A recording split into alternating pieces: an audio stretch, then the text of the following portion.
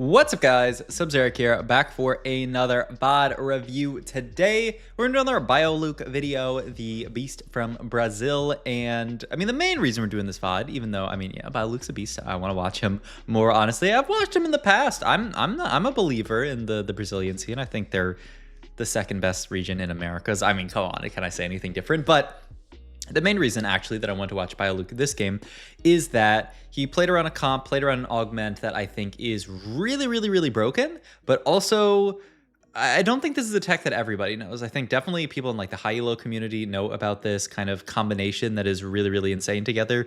But I mean, besides that, I think this is definitely something that people are underplaying there. I'm sure people who have had a spot to play this comp and have not played around it, you know, even though they certainly could have if they had just known what the setup was. So start off here with a few 2-stars. I mean, a ton of 2-stars. Honestly, we have Flexivel, Corona de Divinicorp, and Treinador Errante. But we reroll and we see Qualidade is greater than Quantitate. Quality over quantity. Does ours have a greater than sign? I feel like it does not have the, maybe it does have the greater than sign. I never realized it. But quality over quantity here is immediately the pickup from BioLuke, and he immediately slams the Sunfire. And the idea from this spot, and I wouldn't actually be that surprised to see him sell this and, yeah, level for a Vanguard to play. The immediate idea from this spot is we are going to play Anima Squad from here. Now, why would you play around Anima Squad? This is a comp where I think a lot of people are actually like not that excited to play around it, especially after the nerf to it in this most recent patch, which a lot of people are kind of like, that's actually like a little bit over the line. You didn't really need to nerf Anima Squad. And I mean, certainly the stats show like under normal circumstances, you are not meant to angle towards Anima Squad. Well, what you can do with Anima Squad and with quality over quantity in general is you can itemize all of these Anima Squad units, many of them with utility items. So you see, we immediately slam Sunfire. I think that is a perfect first slam. Sunfire or Morello, getting some kind of like heal cut from your items, then you really immediately want to go for an Armor Shred item. I mean, honestly, we can pause and real quick go to items here and then just sort and Radiant look at and sort by win rate here, because you can see we have Static's favor up here, which is quite high, Equinox, which is really high as well. So Statics and Equinox are very high priorities to make. Morello's, you can see, also quite good. Sunfire's actually down here a bit, but I mean, the utility is still the utility. The other things that you really do want to prioritize, stuff like Legacy of the Classes and Royal Crown Shield, these items are just a little bit unbalanced, I would say. These items are just, you can see their placements are disgustingly high compared to other ones. And so those are other ones that we're going to be looking at slamming into. It'll be interesting to see what this rod actually becomes. I think Radiant Archangels is one that you can feel pretty good about making in this comp, but so you can slam all these utility items. You can make stuff like the Sunfire, like Evan's Shroud, like Radiant Spark, that kind of stuff, or Radiant Static Shiv, and throw those onto the kind of, you know, the Silases of the world, the Alawis of the world. And then your backline units, you can play like a carry item on Zaya, you can play a carry item on Aurora, but then you also have other kind of like supportive backline units that can kind of take whatever items. You know, Vayne's a fantastic holder of Radiant Static Shiv because he goes pew pew pew and procs Radiant Static Shiv. You can put stuff onto like random, like Yumi can hold like random supportive items as well, like the Static Shiv, you know, in a pinch if you have something that needs to go onto Vayne. So you have all of these units that feel pretty good about holding kind of like random utility items. And you also have, of course, all the damage that comes from Anima Squad itself. You have the damage that comes from, you know, depending on what Anima Squad items we actually go for, we'll see what we end up playing from an item. We're going to start off with the Guiding Light or Guiding Hex here because, I mean, yeah, the other one, the Blade Rang, it misses too much, so you're never going to take that. But you actually have a pretty good mix usually of AP and AD with your Anima Squad damage and being able to amplify that with stuff like Radiant Static Shiv, stuff like a Radiant, you know, an Equinox or Radiant Sunder item, Evan's Shroud. Sorry, Evan, I almost forgot your name. Being able to amplify those pieces of damage from the Anima Squad is also really big. So it's just, it all kind of works perfectly together. This is also a comp where it's just like it's really straightforward to level and put in better Anima Squad units. It makes the game just very easy, just level and play better units. Like it's a very straightforward game plan. And you also, like I said, you have AD item holders, you have AP item holders, you have tank item holders. Like you can hold everything aside from, like, you know, don't make a Radiant Titan's Resolve or something here. But you can see we started off with the Radiant Sunfire and the Radiant Spark here. We actually almost 5-streaked, but weren't quite able to get there to the 5-streak at the end here. So I mean, a 3-streak is a 5-streak, but a lot worse. But I mean, hey, that's life. You can't always have everything for free. And we're also we're just waiting on our last Anima squad unit, and then we'll have 5 in. We're just waiting on Yumi, right? And then we'll be able to play 5 Anima squad, which is a big spike. And also just, I don't know, Anima squad is just a fun comp. I like comps like this that are very easy, very straightforward. You know, you just, and there's a Yumi, by the way. Wow, okay. So hopefully we can make 30. Yeah, wow. This is gonna be a bit of a straightforward game, I would say. I am curious actually what we do with these items, because we can make Shojin, have Radiant Shojin. That leaves Radiant LW open, which is not a bad option. Just going to take the Animines, which I think, the Animinas, which I mean, I think is generically the good one there. So that's, I would look at Shojin here, but I wouldn't be that shocked about, yeah, okay. So Radiant Shojin I think makes a lot of sense. Leaves Radiant LW open, so then you can get your Armor Shred for your Animinas, and then just have really good items. And then also Shojin's gonna be a solid item to play onto the Aurora later. So the spot looks great, and you can see as well, insane tempo. Not only is just like, yeah, I mean, you get to play a strong board late game, but it's insane tempo into that late game line as well. You get so strong by just having your, you have 3 Radiant items on your board. How are you going to lose fights realistically? All right. I mean, I think you would just want generic combat, something like a, I forget what this is called, Glass Cannon seems like a decent option to me. I don't think we really need Embuscadero Centro or I mean, Perseria here, like you get a component from this, and some econs, so that's something, but I don't think you want just random component that much. I mean, Placebo's a solid econ option here. We are actually going to take it for the random component and just make it. I mean, the big upside to this is you do get to make an item. I was just kind of afraid we would get a trash item, but I mean, I guess now that I think about it, okay, maybe this is kind of genius, yeah. Because you, like, what is the trash item going to be? You have Glove. And so, like, your worst option is probably, like, Hodge or something, or, like, JG's a little bit awkward. But you can slam AD items onto Vayne, you can slam AP items onto Seraphine. You have the option of hitting Legacy of the Colossus, like we talked about, which is, like, the best Radiant item in the game. So, okay, now that I think about it, this actually makes a lot of sense from just a board strength perspective. And I'm pretty sure, had we taken the other option, we would have lost this fight for sure, actually. So, great choice by Luke here to actually preserve streak, getting that slam out. I mean, now that I think about it, also, just the idea of being on a 4 streak is really, really big here. Just like, you know, making that slam on the 4 streak, pushing into the 5 streak. Like I said, the only thing we'd probably be afraid of making is Hodge. You could even throw that onto like a Renekton down the line, but I don't know if we would have slammed Radiant Hodge. But I mean, Guardbreaker is certainly good enough. You can put this onto Xayah, you can put it onto the Aurora later, and I mean, you can just see the power in having all of these Radiant items onto your board. You just win so many fights for free. And now we're going into Carousel here. We can kind of take our pick of what we want item-wise, though that is a Xayah with Chain. I wouldn't be shocked if the Xayah actually goes to the end there, because like nobody's playing for this unit, right? And oh my god, if we can get it, it is huge here. That's rough. I wonder, is it? I almost feel like no, okay, we couldn't have got to this side. We're like almost close to being able to get the Xayah before this guy.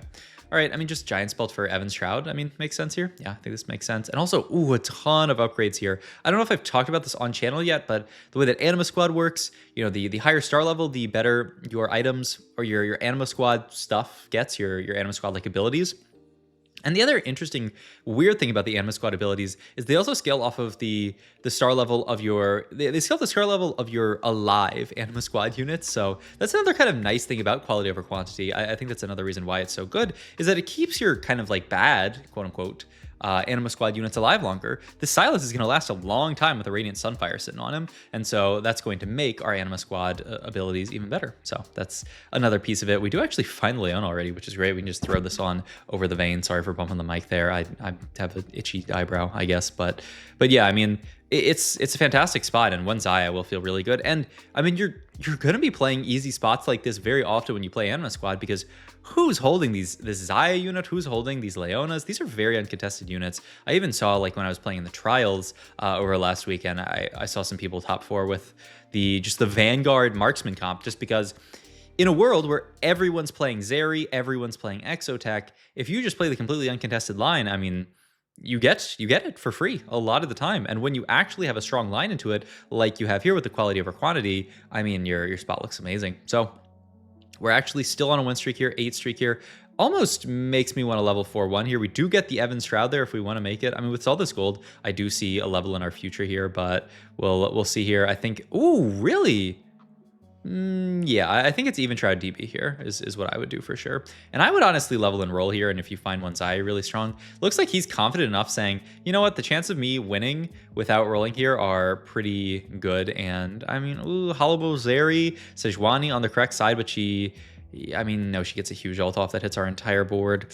I mean, this fight looks pretty rough. I think we are going to drop our streak here. But I mean, I think Bioluke just wanted to have as much gold as possible. I wonder if you asked him in hindsight, would he have leveled and rolled there if he could? I don't know. He looked a little exasperated there, so maybe. All right. Last augment. Bronze is life. Probably not going to be the pickup. I almost like the idea of the Randuin's augment. The only problem is that you are going to lose you're going to lose an item slot on one unit, essentially. So that's the only thing I don't like about that. I would prefer just kind of generic combat here over anything here, but I don't think it's Bronze's life. I mean, I don't think it's a lot of... Okay, I mean, it's not this, but imagine we took this and had Radiant Guinsoo on everybody. I mean, even Axiom Mark, I think I might actually not feel that bad about, but I mean, it doesn't buff up your, I mean, a lot of this stuff. Wow. Wait, I mean, really? Bronze is life here. Okay.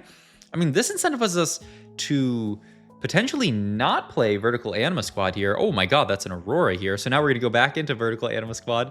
Oh, the Bronze's life. I mean, that is Bronze's life, right? Yeah, well, what is this augment giving us right now? I mean, he offers over for a second. Nice. 7% damage amp, 2% durability for our prismatic. I mean, he found the Aurora, though. Like, you really do want to play 7 Anima. He did also opt to... What did he take this? He took Tornadoes over... Yeah, I know. Well, actually, no. He took Tornadoes over Annihilator, right? I think this is something that... I did a VOD review of... Who was it? Like, Dish Soap? Who did the exact same thing. He was like, I've played around Annihilator and I don't like it. I mean, I think when you're playing for longer fights like this, Annihilator only casts once, whereas Tornadoes, you're going to get multiple Tornadoes off if you have long fights like this. And, you know, our augment here, the quality over quantity is making our fights longer. It's giving our units extra HP to work with. So, I mean, I actually could see it. I could certainly see playing around this from here, but I'm curious to see where we go from the board here, because this looks a little bit tragic. Yeah, you have this Bastion techie that you can fit in here. You have Jin, who's a Dynamo and who's a Marksman. So I guess that's the idea. But now we actually hit the Sedge 2 here. Well, this is kind of tragic. I really wish we had just taken... It's stupid. I mean, I don't think Axiom Mark is that good in this comp, but I mean, it's not that bad, is it? I mean, maybe it probably is, honestly. But all right, I mean, 3 Bronze's life. We dropped down to 5 Anima Squad here, which, yeah, I mean, certainly under normal circumstances, you would just play 7 Anima and feel really good and, you know, just make it to late game, push 9, get your 5 costs in and feel great. Obviously, we got to, you know, TFT is not a paint by numbers type game. You really do kind of have to freestyle a bit sometimes, and that's what we're doing here. We're breaking it down. Radiant Redemption, is that an option here? I mean, it can't be bad, right? Just make your front line way tankier. Yeah, I'm down for this, certainly.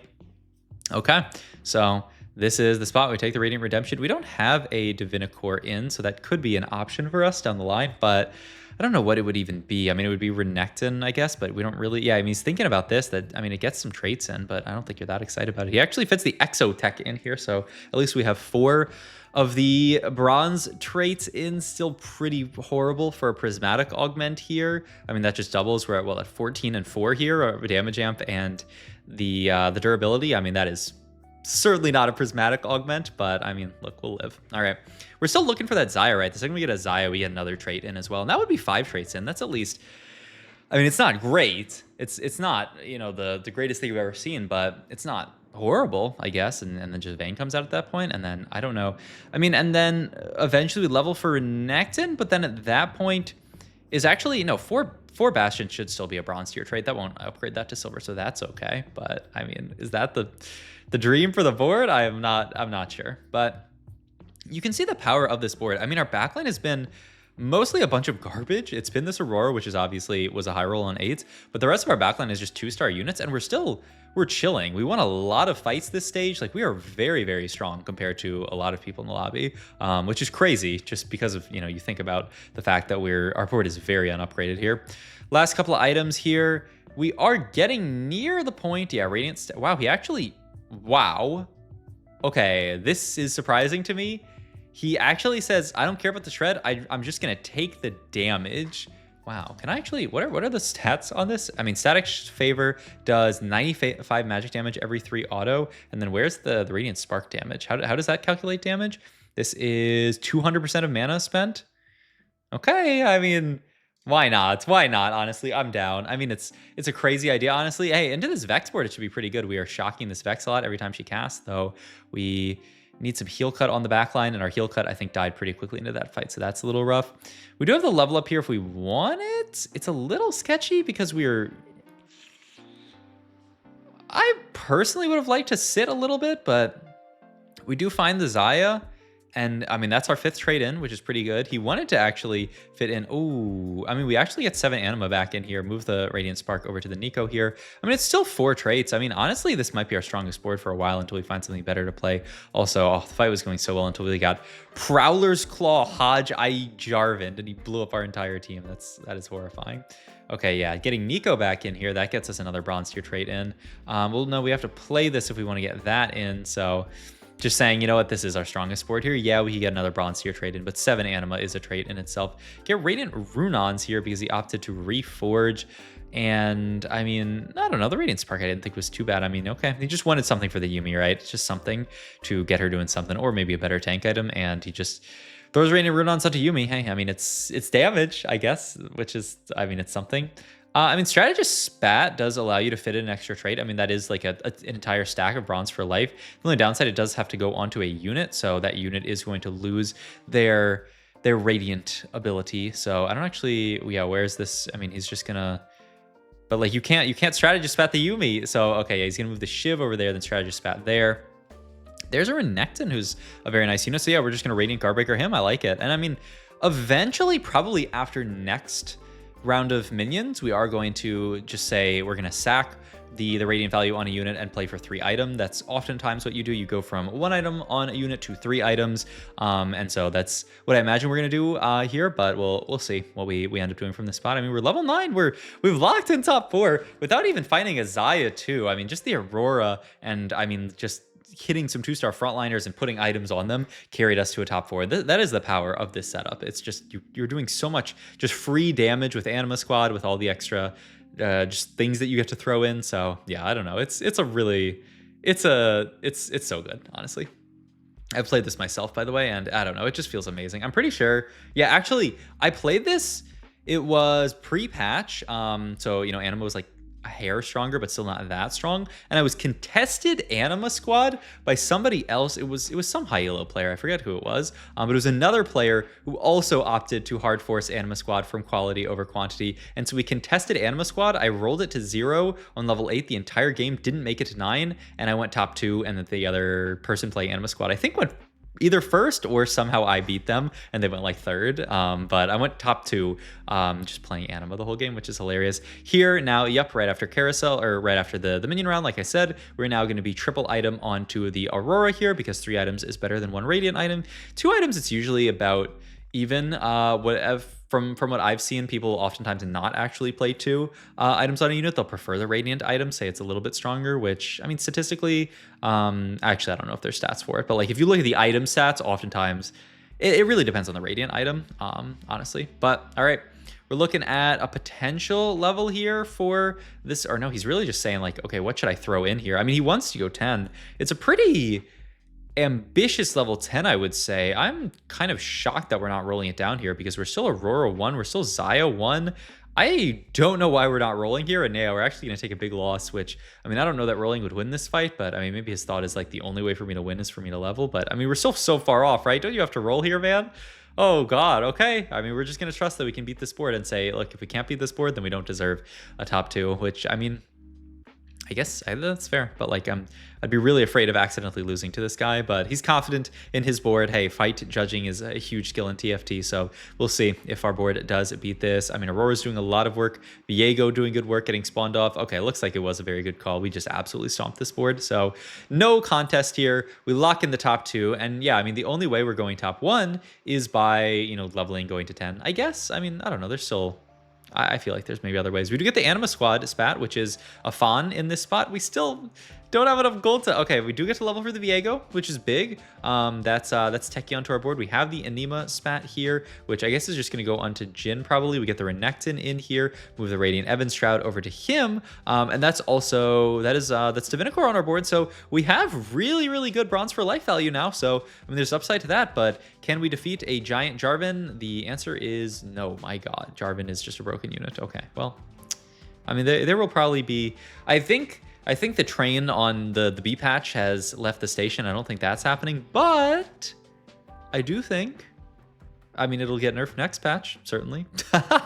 Certainly the Jarvan unit that they 10-way buffed is not going to be this broken next patch. I mean, certainly. All right, well, hopefully something crazy fight RNG happens. It's looking like absolutely not. This Jarvan setup is disgusting, by the way.